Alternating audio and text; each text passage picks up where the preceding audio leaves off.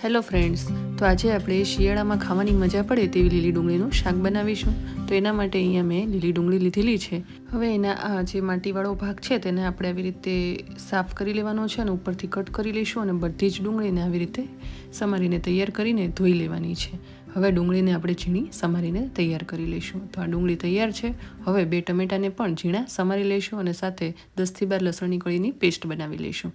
હવે એક વાસણમાં 3 મોટી ચમચી તેલ એડ કરીશું. સાથે જ અડધી ચમચી જીરું અને લસણની પેસ્ટને એડ કરી સાંતળી લઈશું. ત્યારબાદ તેમાં હિંગ અને હળદર એડ કરીશું અને સમારેલી લીલી ડુંગળી એડ કરીશું. સાથે જ ડુંગળી ચડી જાય એટલે થોડું મીઠું એડ કરીશું અને મિક્સ કરીને એને 4 થી 5 મિનિટ માટે ચડવા દઈશું. હવે તેમાં 1 મોટી ચમચી મરચું અને સાથે અડધી ચમચી ધાણા જીરું એડ કરી મિક્સ કરીશું અને ફરીથી 3 થી 4 મિનિટ માટે ચડવા દઈશું.